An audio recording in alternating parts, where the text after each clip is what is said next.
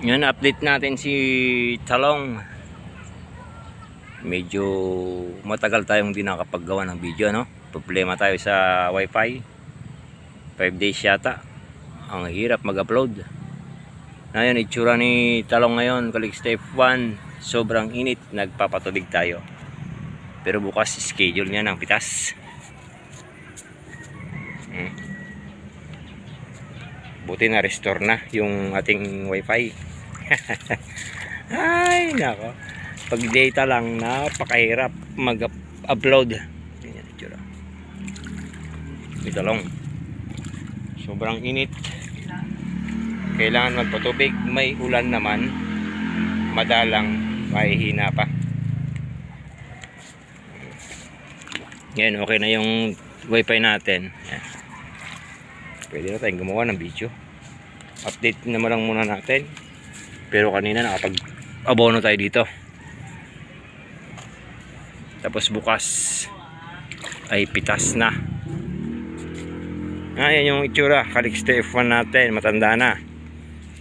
Mag 9 months na to. O mag 10 months na yata. Ay nako. Pero marami pa ring bunga. Yan pa rin yung itsura ni Talong. Oh, dahil pa rin bunga yan.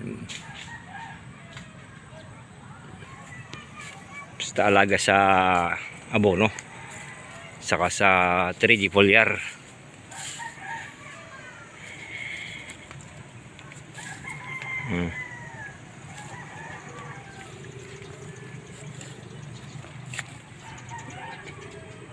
Daming bunga rito. Ayan.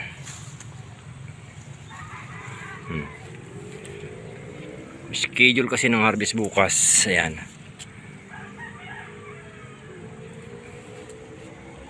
Kasi ang pagpitas natin ay 4 days. Yan ay itsura, no? Ni Talong. Tapos namitas naman tayo ng pipino. No? Buhay pa yung pipino. Ay nako. Ganyan na lang yung bunga. Medyo maliliit na. Pakunti-kunti na lang din yung napipitas kay pipino.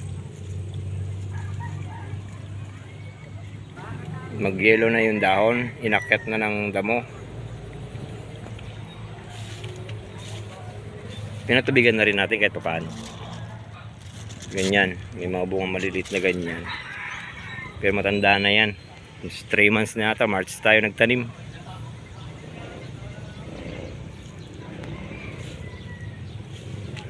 Two months na o 3 months, magti 3 months na to. No? Talong update. Wala muna tayong anong kon dito.